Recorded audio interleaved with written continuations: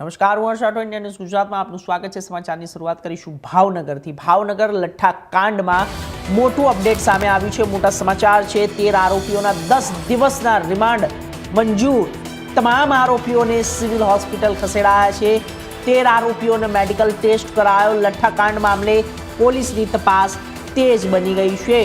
આપને જણાવી દઈએ કે જે લઠ્ઠાકાંડના આરોપીઓ હતા 13 આરોપીઓનું મેડિકલ ટેસ્ટ કરવામાં આવ્યો છે। સૌથી મોટા સમાચાર છે। લઠ્ઠાકાંડ મામલે પોલીસની તપાસ તેજ વધી ગઈ છે અને વધુ તેજ તપાસ બનતાની સાથે જ આ 13 આરોપીઓને જ્યારે લઈ જવામાં આવ્યા છે હોસ્પિટલમાં અને તેમનો રિપોર્ટ લેવામાં આવી રહ્યો છે। 13 આરોપીઓના 10 દિવસના રિમાન્ડ મંજૂર થઈ ચૂક્યા છે અને તેમનું જ્યારે ડોક્ટર ચેકિંગ પણ કરવામાં આવી રહ્યું છે અને આ સાથે 13 આરોપીઓના 10 દિવસના રિમાન્ડ મંજૂર કરી દેવામાં આવ્યા છે। એ સૌથી મોટા સમાચાર છે।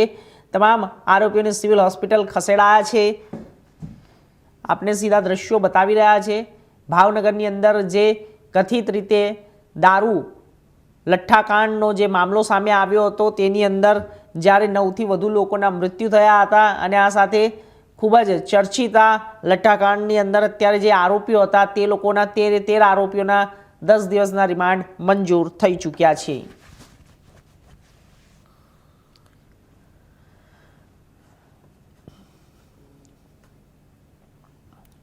તો આપણે જણાવી દઈએ કે આ સીધા દ્રશ્યો આપને ત્યાંના જ બતાવી રહ્યા છે કે જ્યારે ભાવનગરની અંદરના આ લોકઅપના આ દ્રશ્યો છે।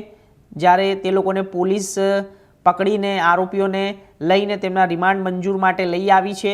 મંજૂરી મળી ગઈ છે અને સાથે સાથે જ જે આરોપીઓ છે તેમનું જ્યારે ટેસ્ટિંગ પણ કરવામાં આવ્યું હતું અને તેમને સિવિલ હોસ્પિટલ લઈ આવ્યા અને તેમનું જ્યારે મેડિકલ તપાસ બાદ તેમના 10 દિવસના રિમાન્ડ જે છે તે મંજૂર થઈ ચૂક્યા છે। લઠ્ઠાકાંડની આખી આ જે ઘટના હતી તે ઘટનાની અંદર જે મુખ્ય આરોપીઓ હતા 13 આરોપીઓ તે આરોપીઓને 10 દિવસના રિમાન્ડ મંજૂર કરવામાં આવ્યા છે। સાથે સાથે જ આપણે જણાવી દઈએ કે આ તમામ આરોપીઓને સિવિલ હોસ્પિટલ પણ ખસેડવામાં આવ્યા છે અને તેમનું મેડિકલ ટેસ્ટ બાદ તેમના રિમાન્ડ મંજૂર કરી દેવામાં આવ્યા છે।